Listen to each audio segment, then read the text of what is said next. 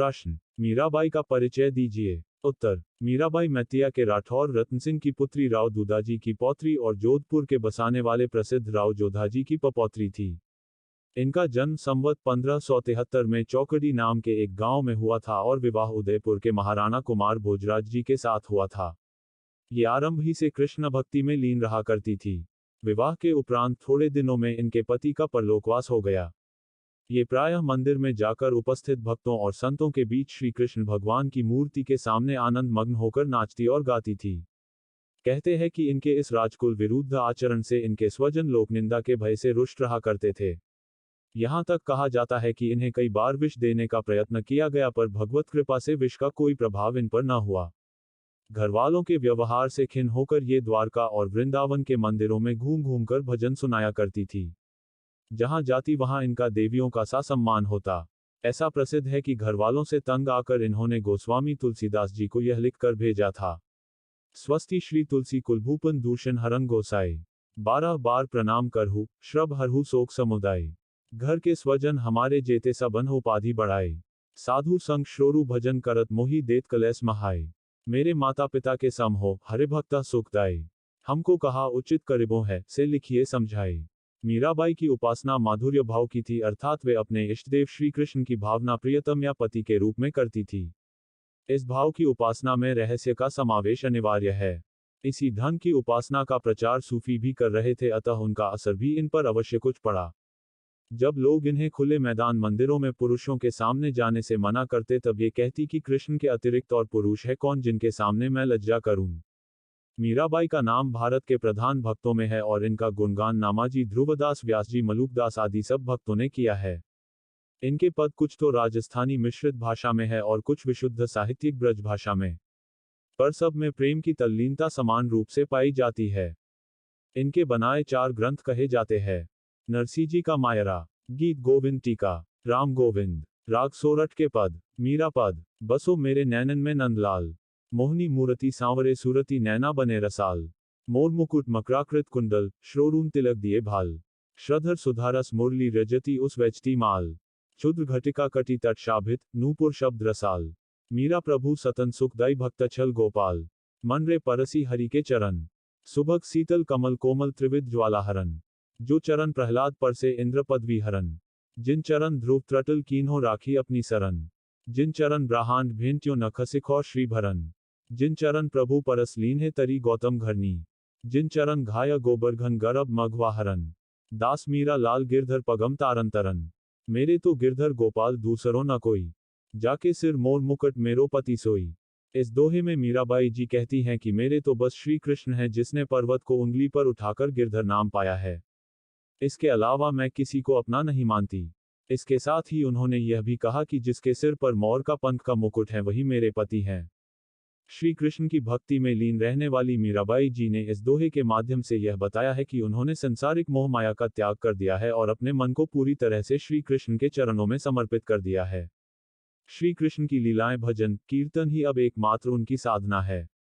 इसके साथ ही उन्होंने इसमें श्री कृष्ण की लीलाओं की व्याख्या भी की है।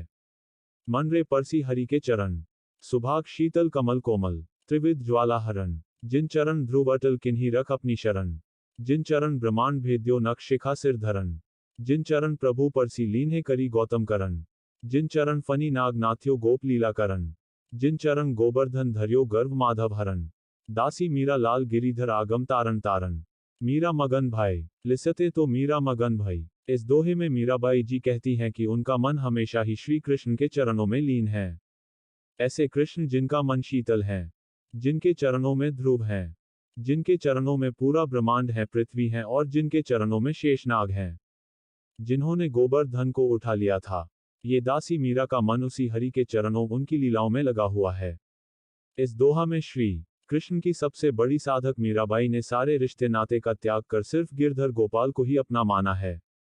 प्रेम के सबसे बड़े स्वरूप कृष्ण के प्रेम रस में डूबी हुई मीरा ने इस दोहे में कहा कि उनका इस दुनिया में श्री कृष्ण के अलावा और दूजा कोई भी नहीं है। तात मात भ्रात बंधु आपनो न कोई, छाड़ी दई कुल की कहानी कहा करे है कोई। महान कवयित्री और संत मीराबाई जी कहती हैं कि मेरे इस दुनिया में ना तो पिता हैं, ना ही माता हैं और ना ही कोई भाई हैं, लेकिन मेरे गिरधर गोपाल हैं। अर्थात मीराबाई ने श्री कृष्ण को ही अपना सर्वस्व माना है। दुनिया के सबसे बड़े प्रेम स्वरूप श्री कृष्ण की साधिका मीराबाई ने अपने एक ऐसे स्वप्न के बारे में बताया है जिसमें उन्हें भगवान श्री कृष्ण की पत्नी बनने का सौभाग्य प्राप्त हुआ है और उन्होंने अपने पति कृष्ण के पैर छूकर उनसे आशीर्वाद भी लिया है। मैं महारो सुपनमा परनारे दीनानाथ, छप्पन कोटा जाना पधराया दूल हो श्री ब्रजनाथ। सुपनमा तोरण बंध्यारी सुपनमा गया हाथ, सुपनमा महारे परन गया पाया अचल सुहाग। मीरा रो गिरिधर नी प्यारी पूरब जन्म रो हाड, मतवारो बादल आयो रे, लिसते तो मतवारो बादल आयो रे। इस दोहे के माध्यम से मीराबाई कहती हैं कि उनके सपने में श्री कृष्ण दूल्हे राजा बनकर पधारे। सपने में तोरण बंधा था जिसे हाथों से तोड़ा दीनानाथ ने। सपने में मीरा ने कृष्ण के पैर छुए और सुहागन बनी। पायो जी मैंने राम रतन धन पायो, वस्तु अमोलिक दी मेरे सतगुरु कृपा करी अपनायो। जन्म जन्म की पूंजी पाई जग में सभी खोवायो, खर्चे न खूटे चोर न लूटे दिन दिन बढ़त सवायो। सत की नाव खेवटिया सतगुरु भवसागर तरायो, मीरा के प्रभु गिरिधर नागर हर्ष हर्ष जस गायो। इस पद के माध्यम से श्री कृष्ण की अनन्य साधिका मीराबाई जी कहा कि उन्हें अपने सद्गुरु की कृपा से अपनी जीवन को पार करने के लिए राम रूपी धन मिल गया है, जो कि दिन पर दिन बढ़ता ही जा रहा है। कृष्ण की भक्ति में लीन रहने वाली मीराबाई कहती हैं, मुझे राम रूपी बड़े धन की प्राप्ति हुई है। मेरे सद्गुरु ने कृपा करके ऐसी अमूल्य वस्तु भेंट की है, उसे मैंने पूरे मनोयोग से अपना लिया है। उसे पाकर मुझे लगा मुझे ऐसी वस्तु प्राप्त हो गई है जिसका जन्म जन्मांतर से इंतजार था। अनेक जन्मों में मुझे जो कुछ मिलता रहा है बस उनमें से यही नाम मूल्यवान प्रतीत होता है। यह नाम मुझे प्राप्त होते ही दुनिया की अन्य चीजें खो गई हैं। इस नाम रूपी धन की यह विशेषता है कि यह खर्च करने पर कभी घटता नहीं है, नहीं इसे कोई चुरा सकता है, यह दिन पर दिन बढ़ता जाता है। यह ऐसा धन है जो मोक्ष का मार्ग दिखता है। इस नाम को अर्थात श्री कृष्ण को पाकर मीरा ने खुशी खुशी से उनका गुणगान किया है। एरी महादरद दिवानी, महारा दरद न जानियो कोय, घायल री गद घायल जानियो, हिवडो अगन संजोए, जौहर की गद जौहरी जानाए, क्या जानियो जन खोय, मीरान री प्रभु पीर मिटांगा, जो वैद सांवरो होए। इस दोहे में महान कवयित्री मीराबाई ने अपनी प्रेम पीड़ा का बखान किया है और कहा है कि श्री कृष्ण के लिए उनकी प्रेम पीड़ा को कोई नहीं समझ सकता है। इसके साथ ही इस दोहे के माध्यम से कवयित्री ने अपने प्रभु श्री कृष्ण से उनकी इस पीड़ा को दूर करने की प्रार्थना करते हुए कहा है कि उनका यह दर्द तभी कम होगा जब वह स्वयं वैद्य बनकर आएंगे। एरी सखी मुझे तो प्रभु के प्रेम की पीड़ा भी पागल कर जाती है। इस पीड़ा को कोई नहीं समझ सका, समझता भी कैसे, क्योंकि इस दर्द को वही समझ सकता है जिसने इस दर्द को सहा हो, प्रभु के प्रेम में घायल हुआ हो। मेरा हृदय तो इस आग को भी संजोए हुए है। रत्नों को तो एक जौहरी ही परख सकता है, जिसने प्रेम की पीड़ा रूपी यह अमूल्य रत्न ही खो दिया हो वह क्या जानेगा। अब मीरा की पीड़ा तो तभी मिटेगी अगर सांवरे श्री कृष्ण ही वैद्य बनकर चले आएं। मनमोहन कान्हा विनती करूं दिन रैन, राह तके मेरे नैन, अब तो दरस दे दो कुंज बिहारी, मनवा है बेचैन, नेह की डोरी तुम संग जोरी, हमसे तो नहीं जावेगी तोड़ी, हे मुरलीधर कृष्ण मुरारी, तनिक ना आवे चैन, राह तके मेरे नैन, मैं महारों सुपनमा, लिसते तो मैं महारों सुपनमा। श्री कृष्ण के प्रेम रस में डूबने वाली मीराबाई ने अपने इस पद में भगवान श्री कृष्ण के दर्शन के लिए व्याकुलता जगाई है और कहा है कि वे उनके दर्शन के बिना वे बेचैन हैं और इसमें उन्होंने अपने गिरधर गोपाल से उन्हें दर्शन देने की भी प्रार्थना की है।